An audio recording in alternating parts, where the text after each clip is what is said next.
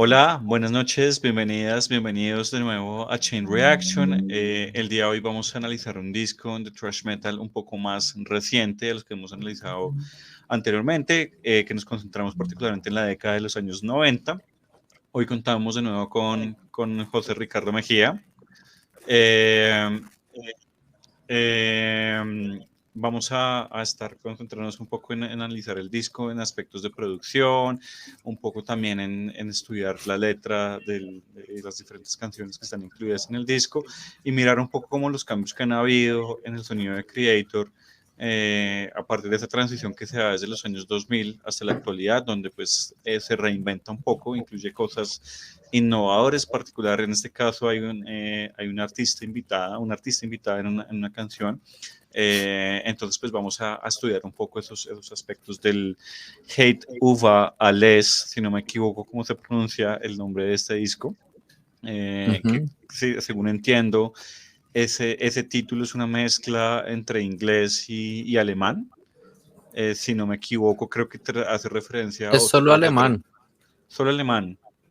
Ah, Ah, no, ok. mentira, el hate Hate sería es de, inglés, claro. sí, que creo que se refiere como a odio sobre todos. Creo que esa es la traducción más literal que se puede hacer al español del Ujú, título de este disco. ujú. Eh, y ya, entonces pues este disco es del año 2022, es un disco que tardó un tiempo en salir, estuvo también un poco afectado por el tema de la pandemia para ser lanzado en el año 2022, eso retrasó el lanzamiento del disco. Es de los discos que más ha tardado a salir de Creator en la última década más o menos, o sea, el que tuvo como mayor diferencia de tiempo en ser lanzado. También pues en parte con estas dificultades que implicó la pandemia, pues supongo para la grabación, que de hecho eso me lleva a una pregunta interesante para José más adelante, que no quiero empezar a, a bombardearlo A con preguntas bombardearlo con preguntas desde el principio me desde parece el muy primer... bien. Muy bien, entonces nada, tenemos este disco el día de hoy, entonces pues José no sé si quiera comentar alguna cosa antes Em, de empezar. sí, pues ya que mencionó esto sobre el título del Hate Uva Ales, creo que, como usted decía, una amalgama ahí pues de esta parte de inglés del hate, pero con algo que estaba incluido en lo que era el himno nacional también de Alemania, de antes de la época nazi, que decía Deutschland über alles, que básicamente significa como Alemania sobre todos. Eh, esa primera parte, digamos, de ese himno alemán, creo que luego se suprimió después de que culminara la Segunda Guerra Mundial, porque pues era algo, digamos, que usaban o que estaba muy asociado con el partido nazi. Ujú. Entonces, sí, como esa frasecita, como en particular, como Deutschland über alles. eh, entonces eso lo retiraron luego del himno nacional. Y creo que pues lo que quiere hacer Creator acá un poquito y que luego uno lo ve en la letra de la canción, de esa canción específica, es decir pues que el odio realmente es lo que está por encima de todas las maldades, de todas las pandemias. También usted mencionó que demoraron un resto de tiempo, ¿no? Como de 2017 creo que no sacaron disco y tenían, creo que Sí. presupuestado entrar en 2020 ya como a grabación, al estudio, etcétera. Y bueno, creo que todo se aplazó hasta más o menos finales del 2021, septiembre, octubre del 2021, que fue cuando lo grabaron. Entonces, bueno, es un disco muy, muy, muy, muy interesante también en aspectos de producción. Sí, es más, cuando estuve, pues lo he estado escuchando bastante estos días precisamente para estar preparado por el video. Es un disco que desde que salió me gustó un montón. Creo que los dos discos de metal que más me gustaron del 2022 son este de Creator y pues en mi opinión el número uno es el God Machine de The Blind Guardian. Eh, y estoy escuchando otra vez la letra y hay un momento que hace una referencia directamente, creo que él dice my right, en la letra, que también es como una especie como de tono crítico hacia esa posición de supremacía. La supremacía política. El disco también siento que tiene o toca como de cierta forma como todas esas situaciones económicas, o sea, creo que engloba muchas cosas, una crítica política, una crítica como la situación económica mundial, también una crítica como a la sociedad, digámoslo, muy a lo Bill Churran, la sociedad postmoderna en la que estamos viviendo.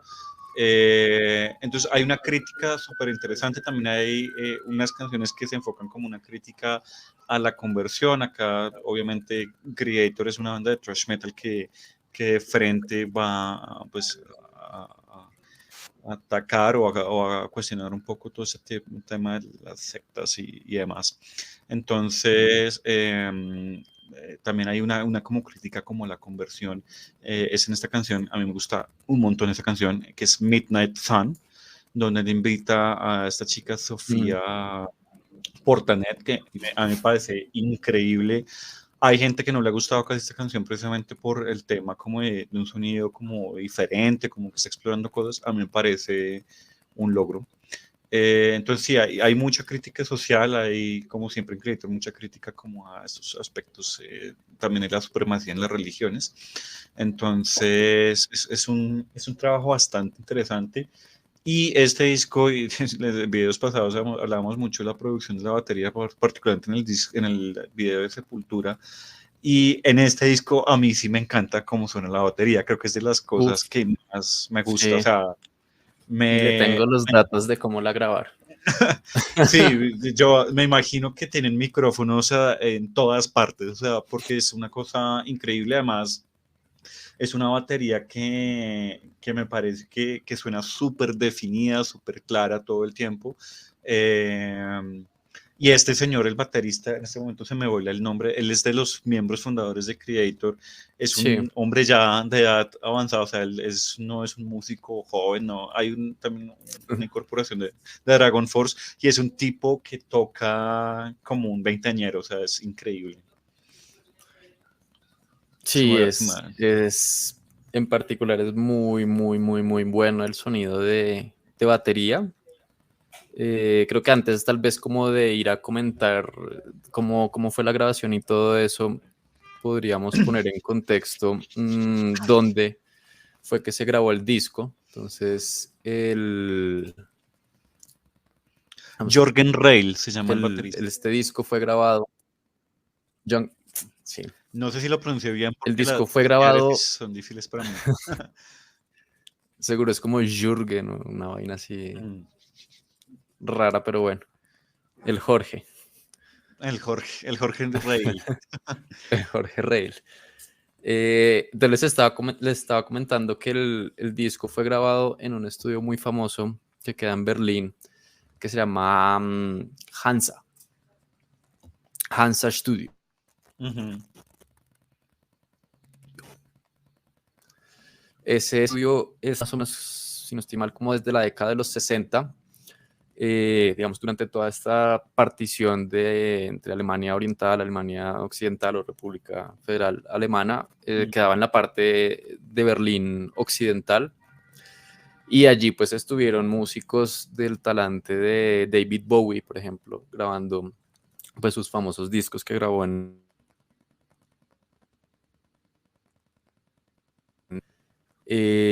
entre otros también, creo que YouTube también pasó por ahí para grabar el disco de ellos que se llama Achtung Baby. Ujú. Y bueno, digamos que por ahí han pasado como grandes figuras. Depeche Mode también ha grabado ahí, digamos, en su época. Nick Cave también ha pasado por ahí. Entonces, digamos que el estudio tiene una amplia trayectoria. Y no solo eso, pues, sino también tiene un montón de micrófonos que llamamos ahorita vintage, micrófonos de los 70s, de los 80s, unos micrófonos Neumann, digamos que realmente suenan muy, muy, muy, muy, muy bien, digamos que le dan como una coloración a todo lo que uno grabe con esos micrófonos. y en particular todos como los músicos que han grabado ahí dicen que el edificio como que también tiene su parte, digamos, es como un instrumento, dicen ellos. Incluso ¿qué? El vocalista y guitarrista Mile Petrozza hace exactamente el mismo comentario. Dice que el instrumento fue o hizo parte, digamos, como de un El edificio. instrumento. Y creo que a lo que más se refieren es como pues de ese lugar, de ese sitio, ¿no? Entonces ya digamos como teniendo eso un poco en contexto, estaba leyendo una entrevista que le hicieron al productor, pues al ingeniero, digamos, también de mezcla y productor, que es un pelado que se llama Arthur Risk. Ujú. Entonces, este man, Arthur Risk, es, mejor dicho, ahorita en este momento, en los 2020, es lo último en Guarachas en cuanto a producción Hay que aclarar de de nuevo el metal. contexto de la palabra guarachas en Colombia, por si llegamos a tener a alguien que nos vea en algún otro país. Decir último en guarachas es como decir que estamos utilizando tecnología de punta o que es alguien que está como muy actualizado. Tecnología de punta. No, no, Sí. más que eso es como está muy cotizado, ¿sí? Ok, Hay varias bandas que han querido grabar con él, entre ellas, digamos, esta banda Cavalera Conspiracy que hablábamos la vez pasada. sí.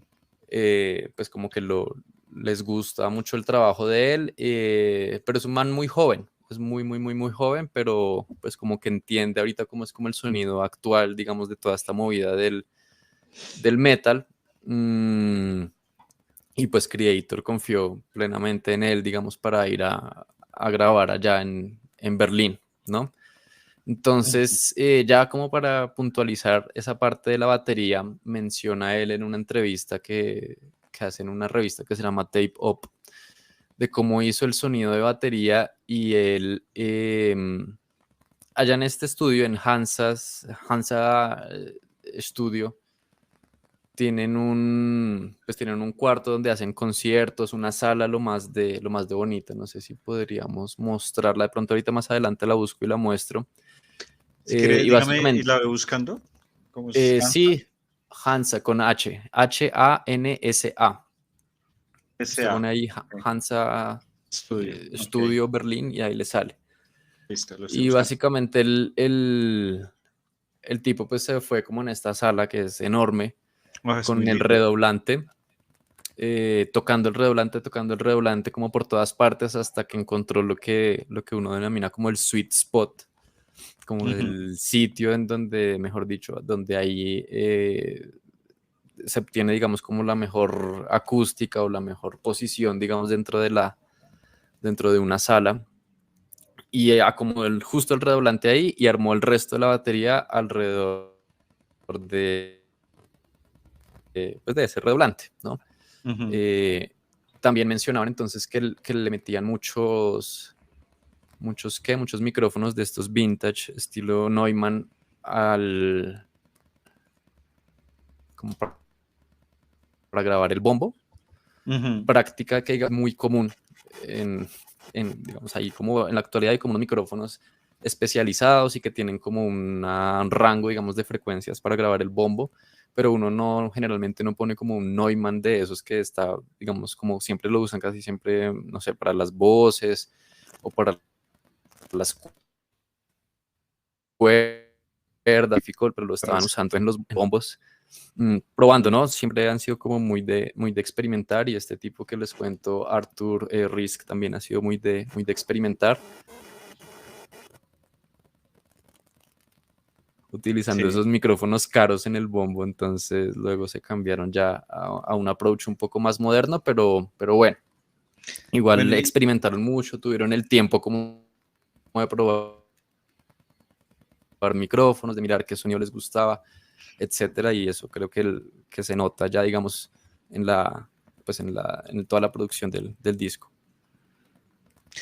Y una pregunta que a mí me surge con todo esto y me hace pensar un poco también lo que pasa hoy en día con el cine. y es que hay directores, así como hay productores, que deciden volver como a cosas que la palabra de moda es vintage, pero es como volver a utilizar equipos viejos. Digamos, en el cine pasa que se están volviendo a utilizar esos lentes anamórficos, estas películas orgánicas, para hacer la grabación, por ejemplo, las películas en esta última película de Batman la de Robert Pattinson. El director decidió utilizar lentes que, Sí, esta la si no hicieron me así, no equivoco, sabía. sí, son lentes anamórficos y a él le gustaban, pues, porque en sus lentes tenían en los bordes, los extremos, la circunferencia de los lentes estaba deteriorada y él hacía eso intencionalmente, pues, para tener un dirty frame en la película. Y hay otros directores que han utilizado en sus diferentes películas, películas orgánicas, cintas orgánicas, para, por ejemplo, efectos de la luz y demás.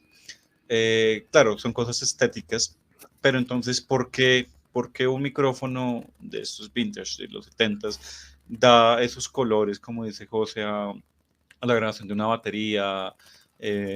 ¿Dónde está, cuál es la ciencia detrás de que eso suene así y que tenga esa connotación especial? Que, por ejemplo, en lo óptico uno lo puede ver, digamos, en un dirty frame o ese Ujú, tipo de cosas. Ujú.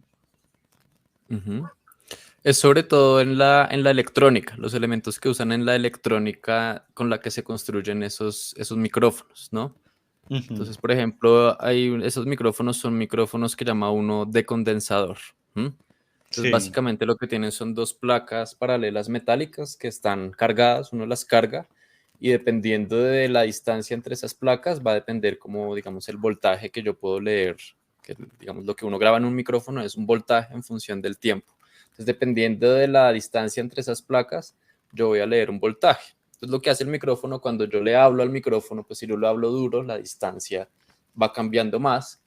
Si lo hablo más suave, la distancia cambia menos. Y esa, digamos que eso tiene toda una electrónica ahí, digamos, de amplificación, de unos capacitores que se fabrican, o pues que se fabricaron en su época, en los 60, 50, y que toda esa tecnología pues ha ido cambiando, ¿no? Todo, Ujú. pues sobre todo para hacer el sonido como más prístino, como más claro, como más, digamos, como lo escucharía uno hablando en el voz a voz, como más fiel a la voz de uno. ¿M?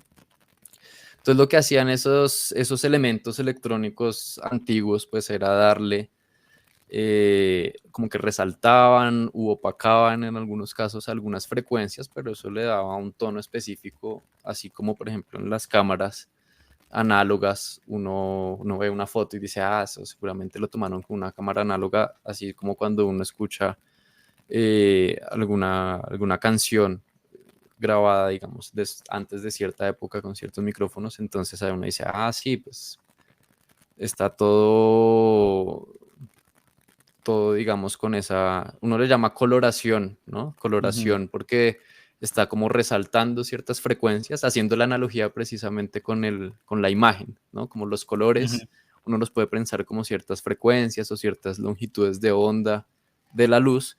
Entonces en sonido uno también puede pensar en ciertas frecuencias y coloración sería simplemente como aumentar o dar énfasis, hacer énfasis en algunas frecuencias o en otras. ¿M?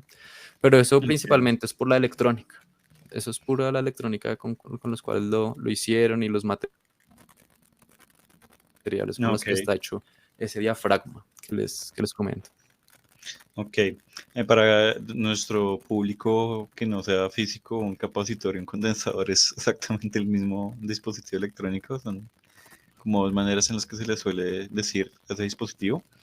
Eh, ok, otro aspecto que me llama la atención a mencionar en el disco es la apertura, el opening, que de una vez, pues lo primero que uno piensa es en Ennio Morricone. Ujú. Me hace pensar muchísimo en también ese intro que utiliza tanto Metallica en sus conciertos, que es The Ecstasy of Sí. Gold, del bueno, el malo y el feo. Es una película, un western. Y pues la música es compuesta por Ennio Morricone. Este track se llama, si no estoy mal, sí, José se está entrecortando un poco, no sé cómo estamos ahora, ¿está mejor?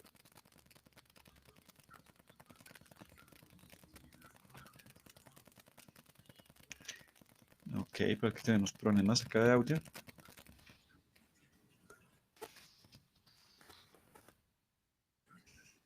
Hola. Esa primera pista que usted decía era la de Sergio, ¿no? Ujú. Sergio Corbucci is dead. Que es un director de cine que murió hace bastantes años ya. Ujú. Ujú. Entonces sí, me llama la Y, atención que hayan abierto con eso. y que De hecho, exacto, que se parece súper bien, súper a la... al Ecstasy of Gold ¿Me de... escucha? Sí, lo estoy Sí. escuchando. Mejoró un poco la comunicación. Creo que sí se nos estaba como entrecortando un poco. Que sí, se parece a Metallica que te estaba diciendo, que es esta canción compuesta por Ennio Morricone, ¿no? Entonces, Ajá. lo que querían hacer ellos ahí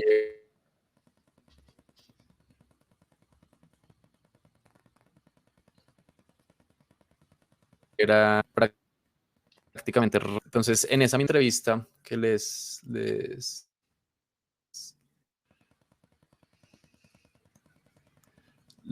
decía con este productor, pues este man de Creator Ujú. Petrozza le pide al productor, le dice como, queremos algo que sea como parecido como lo que llaman un spaghetti western, como que Ajá. tenga esa vibra de spaghetti western, como de Ennio Morricone. Entonces lo que hace este tipo, Arthur, se consigue como una revista, una de esas revistas súper difíciles de encontrar, en donde prácticamente dicen cuáles fueron pues como los aparatos, por decirlo así, como la tecnología, todos los micrófonos, la consola, bueno, amplificadores, etcétera, compresores, todos los aparatos, digamos, que uno encuentra en un estudio de grabación que usó Ennio Morricone en sus grabaciones. Ok. Entonces, como estaban en ese estudio que yo les comento que es así estilo vintage, pues pudieron trabajar como con muchas de esas cosas también pues de esa época, no exactamente de esa época, pero sí digamos como del mismo estilo, de la misma gama, por decirlo así. Eh, entonces, claro, pues esa canción está full inspirada en todo el trabajo de Ennio Morricone, uno lo siente de inmediato apenas la, Sí. la, la coloca De y es súper inmediati. de inmediato, sí. Mm. Y es un excelente intro para el tema 2. Entonces no sé si quiere, podemos ir como poniendo. Sí, sí, yo creo que ya podemos arrancar con Sergio Corbucci y después con Hate Uva, Alles, creo que mi alemán improvisado está sonando relativamente respetable. Entonces vamos a ver con Sergio Corbucci.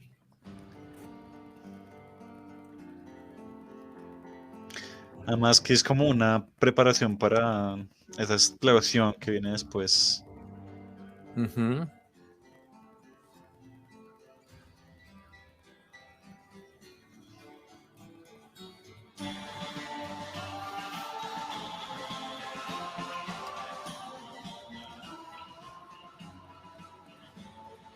Ahí ya le siente uno todas las vibras de así el estilo Morricone al Me 100. hace, me hace pensar en los 8 más odiados Sí, de Tarantino. Que la banda sonora también la hizo Morricone, ¿no? sí, claro. Creo que fue la última que hizo. El tipo murió en pandemia, ¿no? Sí, murió en pandemia. Mm.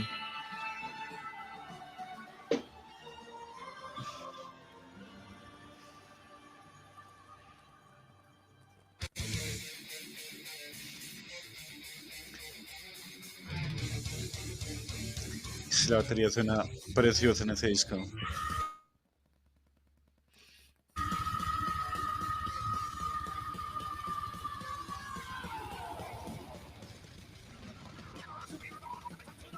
Es muy buena.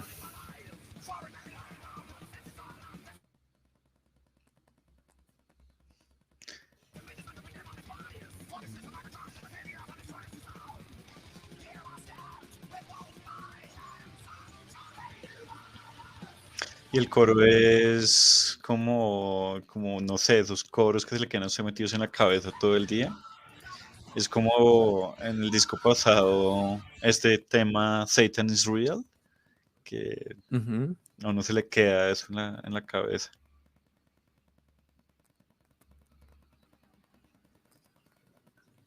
Sí, total. Total, y ahí entra de una Hey, con la batería. ajá, entra con toda.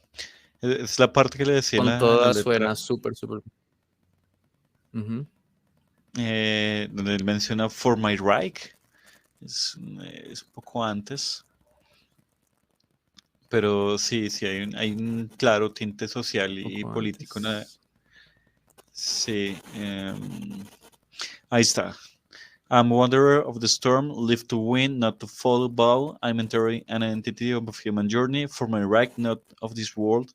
I reject empire's gold. Esa parte me parece una mención un Ujú. poco, me parece como muy explícito, como muy claro el tipo de crítica al que está apuntando la canción, ¿no? Porque Reich en alemán creo que es reino, ¿no? Sí, es reina, Tocaría buscar, pero creo que reina. sí. Buscar el contexto, pero sí pensaría que ese es como a lo que está apuntando la canción en particular. Sobre el bajo, ¿no? No sé qué notó en particular del bajo en este tema y en general en este disco.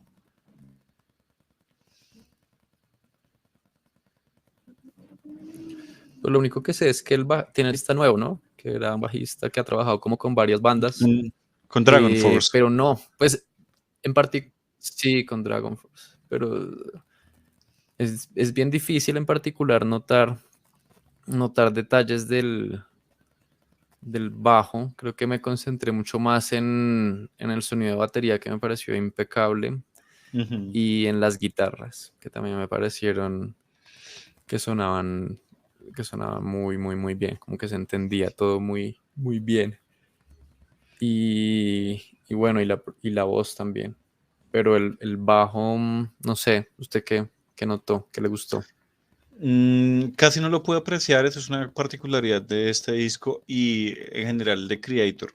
Digamos Mm, que lo que siempre he destacado mucho en Creator son los riffs de guitarra que o sea, son súper fuertes, súper agresivos, súper contundentes y la batería en Creator ujú, siempre ha sido muy pulida. O sea, siento que ellos han cuidado mucho que la batería suene muy bien y además tienen un baterista súper, súper hábil.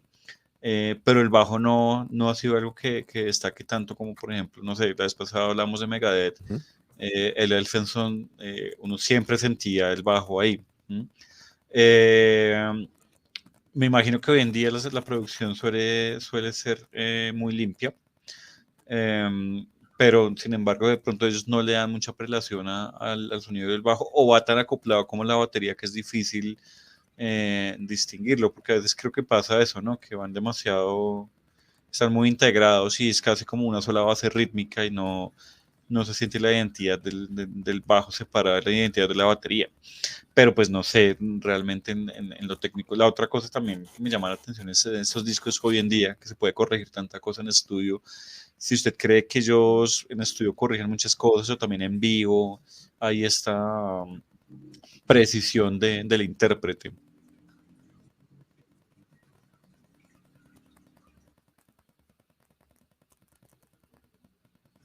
Ujú. O sea, la pregunta es si ellos a escuchar bien. Dígame, José, es que creo que hay un poquito de delay, entonces no lo puedo escuchar bien. Ah, escuché la pregunta porque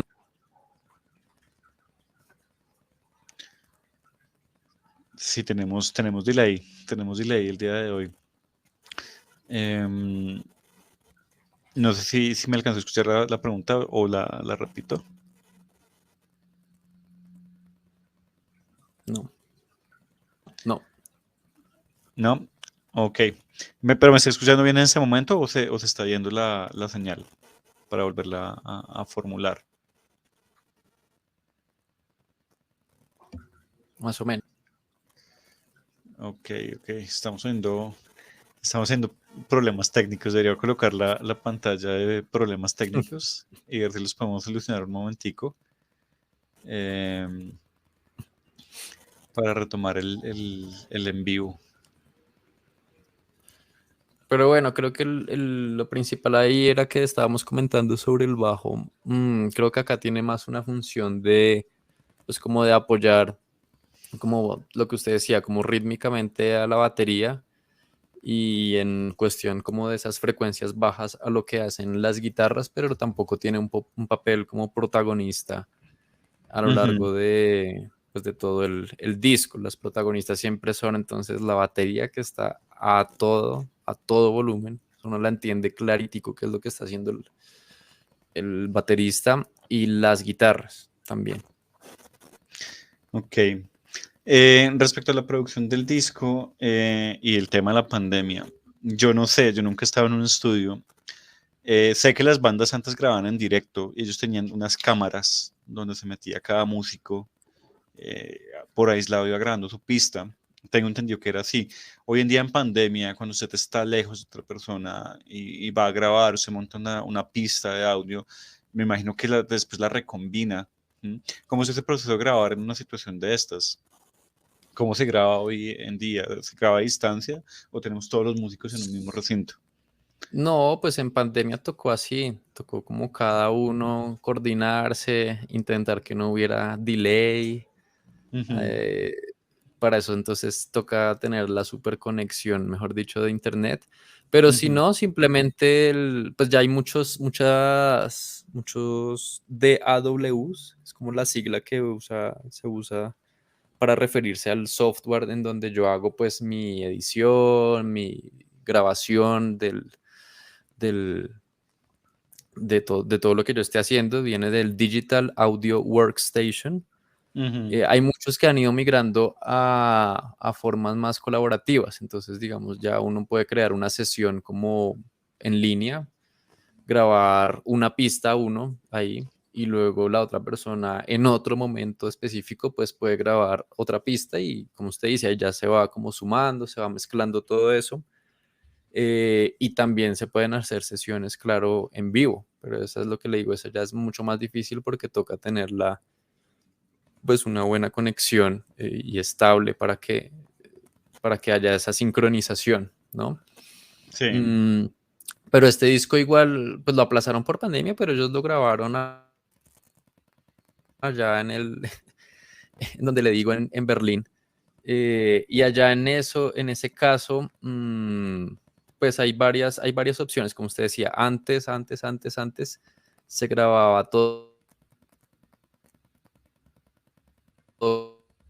como en bloque, es digamos como el término, como grabación en bloque, Ujú. como todos los músicos tocando al mismo tiempo y uno pone pues ahí varios micrófonos que tomen, digamos, el sonido que están produciendo todos de alguna forma. Sí.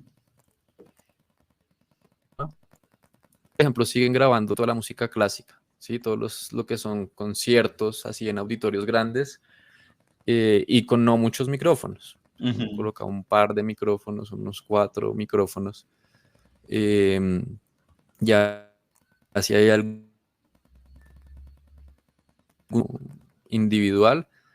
Pero ya estos formatos como es, por ejemplo, el rock, el metal, el pop, ya ahorita en la modernidad, pues sí se graba casi que cada instrumento por aparte. Entonces graban la pista de batería, graban la pista de bajo, graban las guitarras, etcétera, la voz y todo lo hacen por aparte, ¿sí? Obviamente Ujú. hay unas bandas pues, que siguen así un poco a la antigua, por decirlo, mm, grabando en bloque, pero pues son muy contadas, Ujú. no son muchas. Eh, Y, entonces, pues sí, pues tampoco sea mejor que la otra formas de grabarse, son diferentes formas de grabar. y en cuanto, Ujú. por ejemplo, yo estaba hace poco viendo un análisis de la grabación de Raining Blood de Slayer, y una cosa que resaltaban mucho en ese análisis era que ellos intencionalmente querían que sonara sucio, o sea, que hubiera... o sea, el pensamiento de Slayer sobre el thrash metal es que tenía que haber un sonido sucio, ¿sí? Que los instrumentos no deben sonar limpios, Entonces, intencionalmente algunas cosas se las ensuciaban directamente en la pista. Cuando yo escucho a Creator, yo siento una banda que está muy preocupada en que suene limpio. ¿Es eso una como ya una característica técnica de cómo se graban las cosas hoy en día? ¿O también es como una reformulación del sonido del metal, del thrash? En mi percepción, el metal está teniendo un resurgimiento en los últimos años con bandas que han empezado a lanzar discos de altísima calidad, pero no sé si todavía ya ciertas como cosas viejas como ensuciemos un poco, no al nivel de Zen Anger, pero sí como, venga, hagamos que esto suene un poco más raw, más crudo. ¿Siente usted algo de eso en este disco o es un disco clean? No, no, no lo siento tan así, tan sucio, que pues ahí sí ya depende es cómo es la intención, ¿no? De cada uno de los artistas y Ujú, cómo sea, pues el estilo que están desarrollando, pero en particular con este disco específico de Creator, no lo sentí para nada, así como usted dice, como sucio. ujú. Eh, Tiene cosas bien interesantes digamos, en la parte de las guitarras, como técnicas que han ido saliendo más, pues como actualmente, no sé, de los 2000 para acá. Eh, y es algo que se llama como procesamiento paralelo, Sí. ¿m? Que básicamente es usted graba una vez una guitarra, ¿sí? Un track de guitarra, pero se queda, o sea, no conecta la guitarra al amplificador, como se hace normalmente, digamos, como sería normalmente. Entonces yo voy con mi guitarra, conecto la guitarra a mi set de efectos, de pedales, lo que yo quiera, luego de eso, entonces salgo al amplificador y el Ujú. amplificador, entonces yo coloco ahí un micrófono, lo posiciono frente al amplificador y grabo eso. ¿M? Sí. Eso es, digamos, como la forma más tradicional, como más estándar.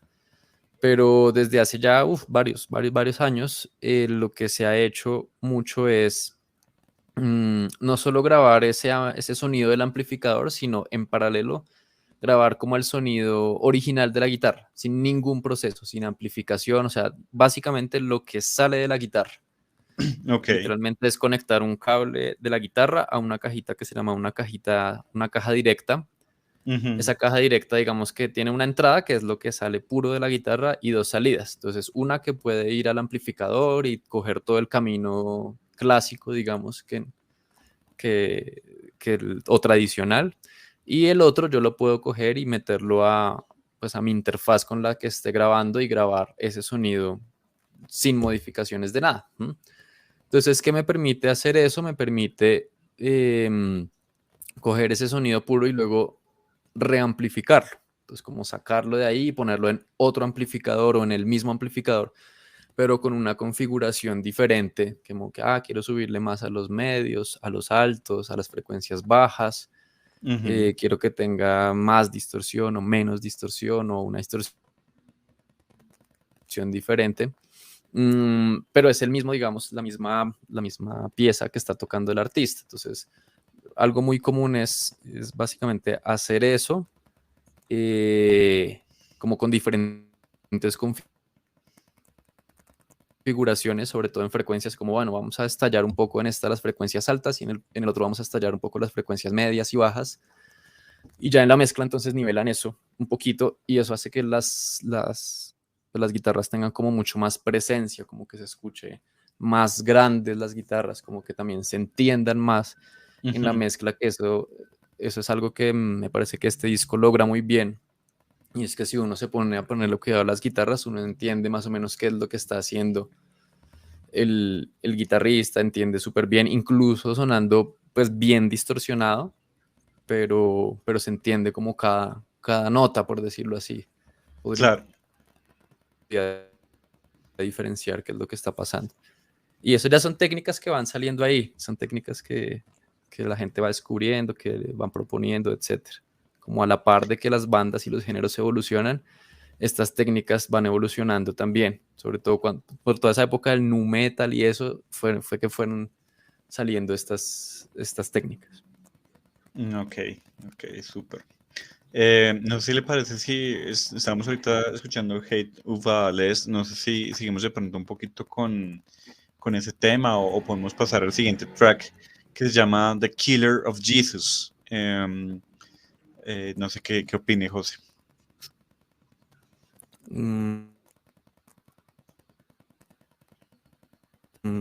Sí, ir si quiere con el sí. Sí.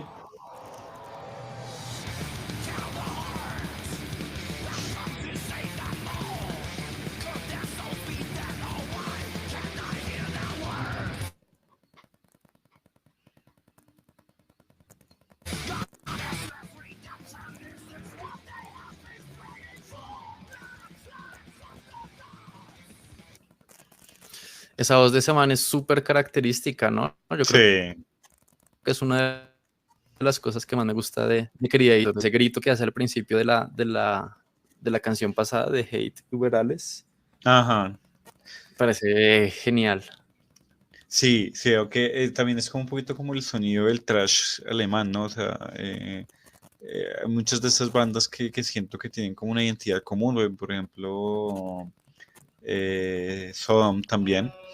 Esos sonidos y ese tipo de voces que son muy distintas al thrash metal que viene de Norteamérica. Sí, es una característica como de ellos en particular. Y pues sin duda la letra, pues ya sabemos que es una crítica pues fuerte a temas pues religiosos, naturalmente, ¿no? Dentro de lo que aborda normalmente Creator.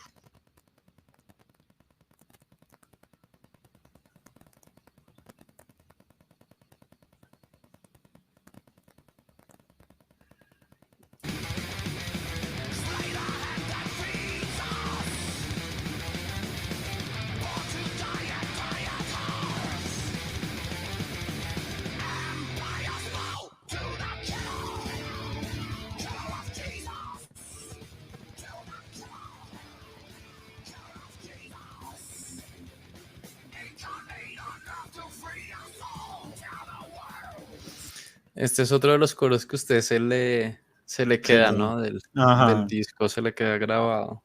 Después del Hate Es el Killer of Jesus, sí, Sí. de Zeus. Tal cual. Una cosa que yo sí debo mencionar mucho en Creator es que creo que los solos no son lo que más destaque, creo que son como sus riffs.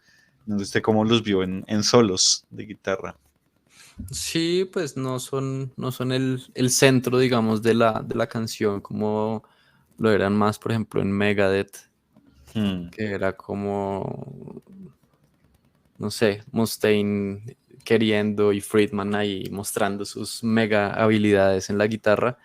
Acá sí. siento que los riffs son, pues son también súper pegajosos, pero no le dan mucha prioridad a los solos y los coros. O sea, los coros es Ujú. lo que más, como en las Sí, últimas dos canciones que hemos visto, los coros es lo que más uno se le queda. como lo pega Mm, uno de sus temas. ujú. Sí, eso es totalmente cierto. Bueno, miramos otra. Sí, la que sigue particularmente es interesante porque tiene un sonido un poco más como si tuviera por ahí unas raíces de heavy metal de la época de Iron Maiden, en el fondo, ¿no? O sea, no estoy diciendo que suene a Iron Maiden, pero hay algo, hay un guardado por allá de pronto de sus bases, que A es ver, Crush of the Tyrants.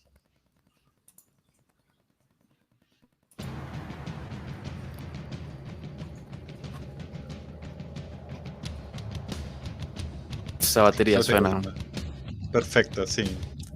espectacular.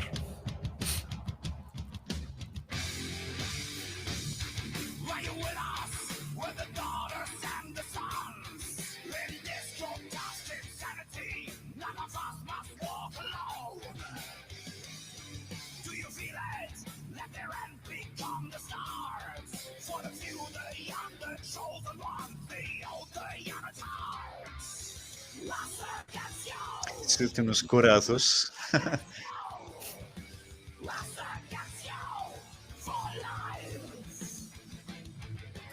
Pero no lo siento tan Maiden. ¿Dónde dice usted que es como... Esos O sea, está riffs. como lenta para ser un Maiden, ¿no?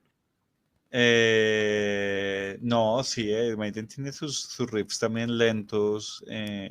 No sé si usted piensa, por ejemplo, en el Seven Son of a Seven Son, hay canciones que tienen una cadencia un poquito más relajada, que no es, no sé, Harris en el bajo a todas, sino es más ese toquecito de la nueva ola del heavy metal inglés.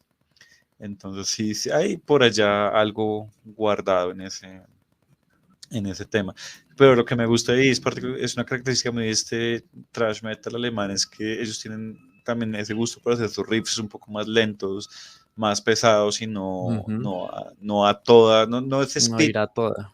exacto, que es más por lo menos de ese thrash metal no sé, Slayer, Megadeth, bueno, Metallica ya no tanto, Metallica se distanció muy rápidamente de eso, pero sí, sí está Ujú. esos riffs un poco más lentos, más pesados.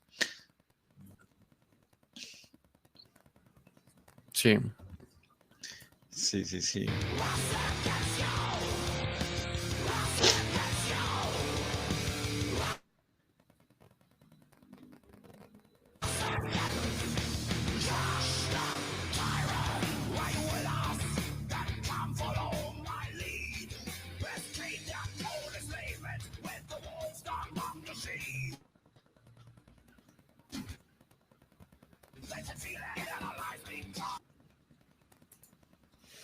Sí, sí, sí, ya le entiendo. Entonces, ¿a cuáles canciones de, The Maiden, sí.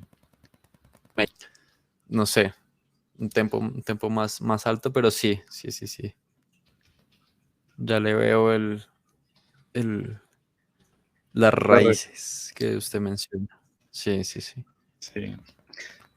No sé si podríamos de pronto saltar un tema que me pareció particularmente interesante y es Midnight Sun, donde se incorpora a esta chica Sofía Portanet, que he estado escuchándola un poco y hace cosas bien diferentes. No sé ellos cómo llegaron a Sofía, de dónde sale esa participación, pero me pareció súper interesante lo que hicieron. Y el video también me parece muy chévere, me parece una crítica un poquito como a este tema de las sectas religiosas y todos esos procesos de conversión y demás. Eh, Mm, es bien chévere y me fascina. Me parece que los coros donde ella entra es muy, muy teso. a ver, Esperemos pongamos. Midnight Sun.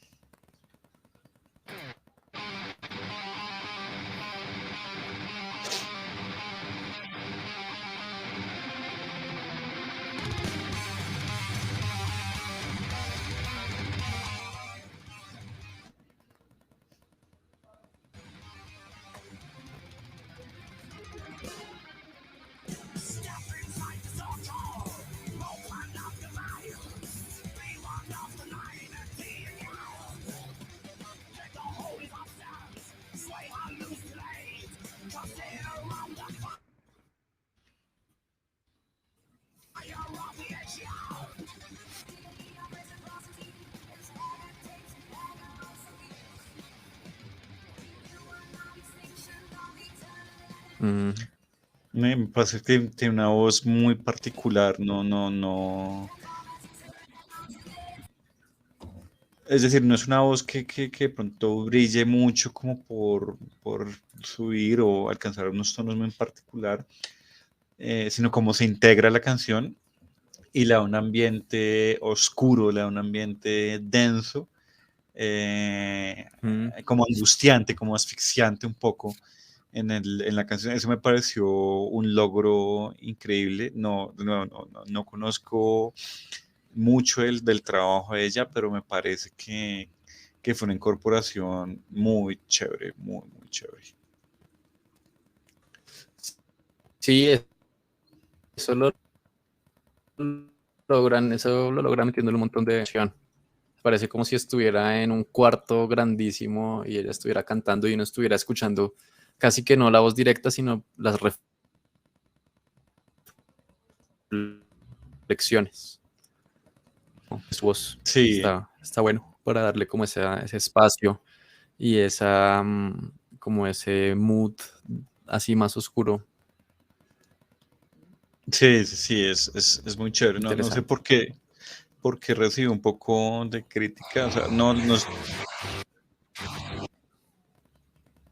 no digo que en general, pero digamos que hubo personas que no la recibieron tan bien. A mí me pareció, sería muy chévere que la incorporaran en otros temas a futuro. Cuando hay ese tipo de invitados, yo no sé finalmente qué pasa cuando se tocan en vivo, me imagino que simplemente esas voces no suenan. Pero no, muy chévere.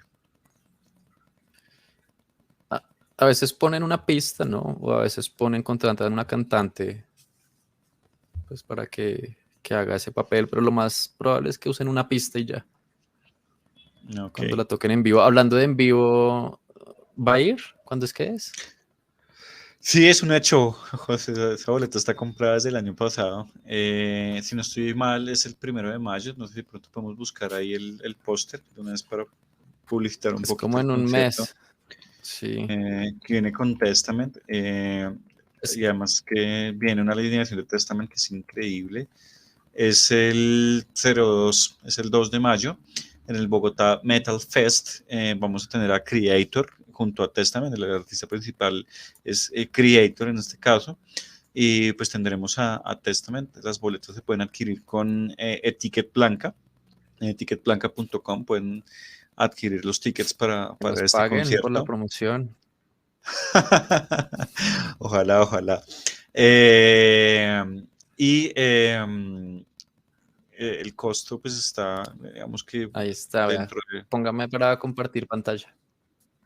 Ya va. Eh, listo, ahí está. Ah, es el 2 de mayo. O sea, como Es en el 2 casi de que en un mayo, mes, exacto. casi que en un mes. Sí, es en Deberíamos se hacer me el olvidó. próximo algo de Testament.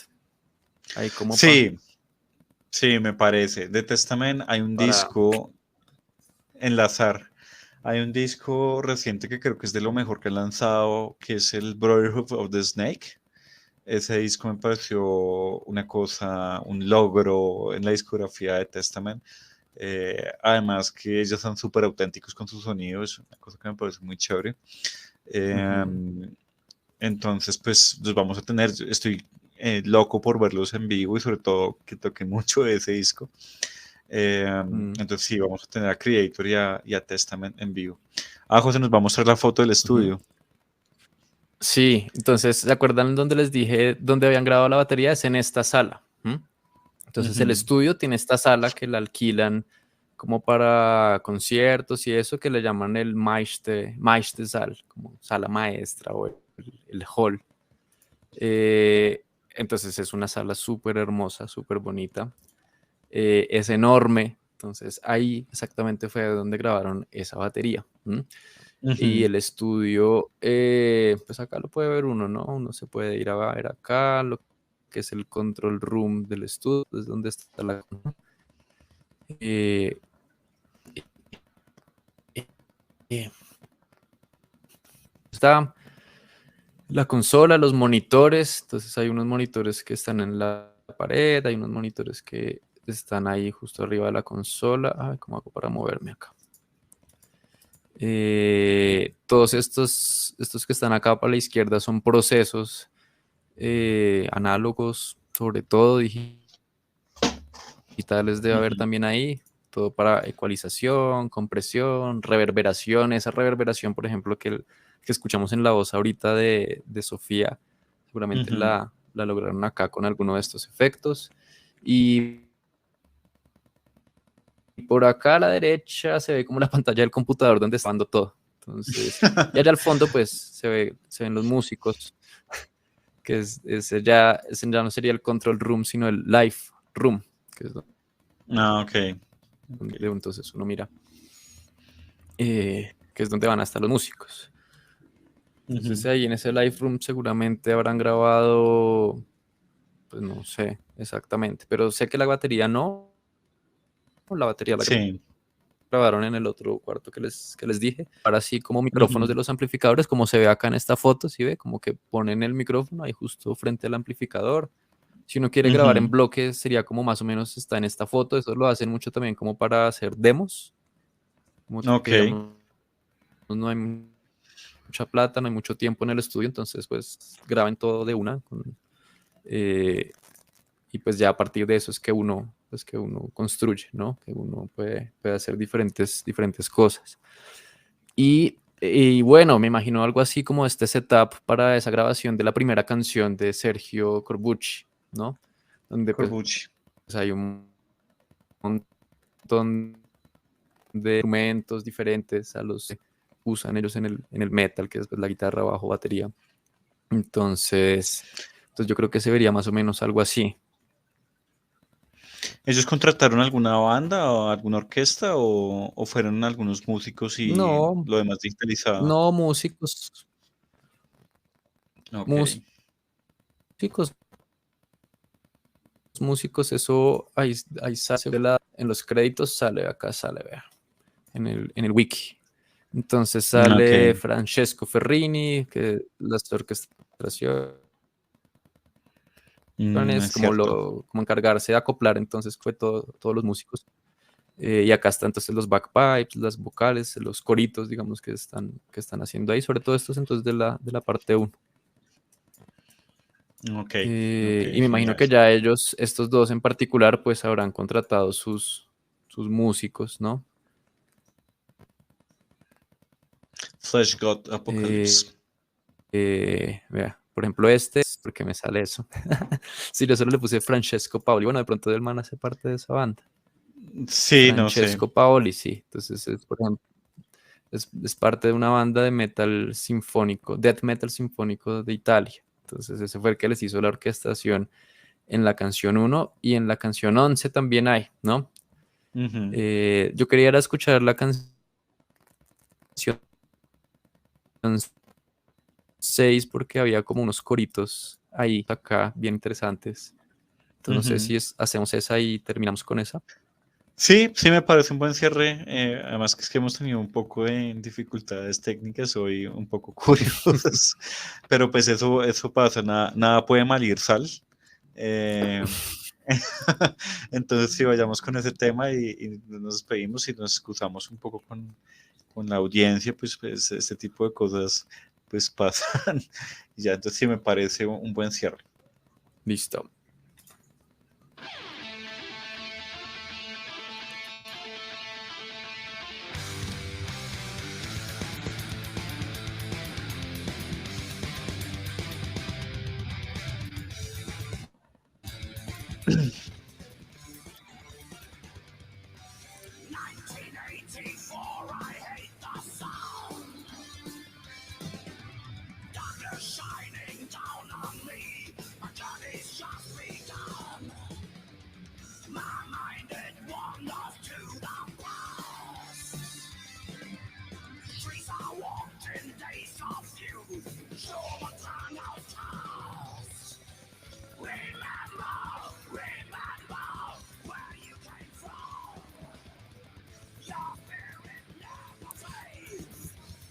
Creo que los coritos son más adelante, ¿no? Por acá. Ujú.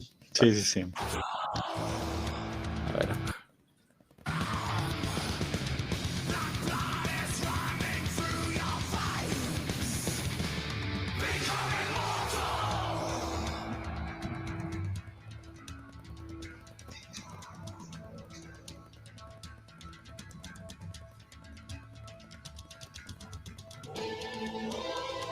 Ahí. Mm,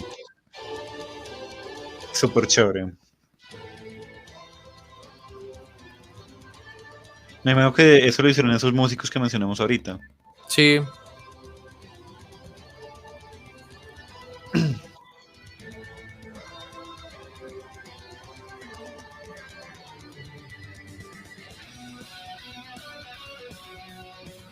Bueno, ahí ya empieza el solo. Ujú. Genial. Pero sí, acá al final termina con estos también.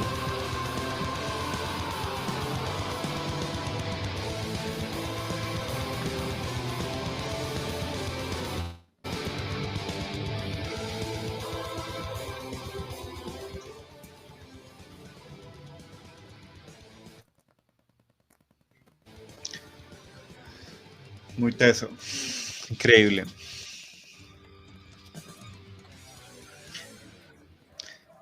En fin, este disco fue una de las joyas del 2022. Me topé con él tan pronto lo anunciaron porque Creator es de esas bandas que estoy regularmente escuchando. Y no, fue un gran hallazgo. También en algún momento me gustaría hablar del God Machine de Blind Guardian, que ese disco sí me parece que fue la joya definitiva en el mundo del metal del 2022. Entonces, pues fue una gran oportunidad de poder analizar este disco el día de hoy. Es una lástima y los inconvenientes técnicos. Esperemos que la grabación haya quedado chévere. Y de nuevo, gracias José como por toda la investigación que realizó en aspectos de producción de este disco. No sé si hay algún agregado, algún comentario que quiera hacer antes de que cerremos el vivo del día de hoy. No, como mostrarles un poquito que hablé mucho de Arthur Risk y todo su trabajo, como la entrevista que yo fui la que encontré. Este es Arthur. Eh, y acá entonces hacen toda digamos, está toda la entrevista. Cómo ha sido trabajar con Arthur, está súper chévere esta entrevista por si la pueden mirar. Y el trabajo en particular, Ujú. que de hecho estaba escuchándolo también para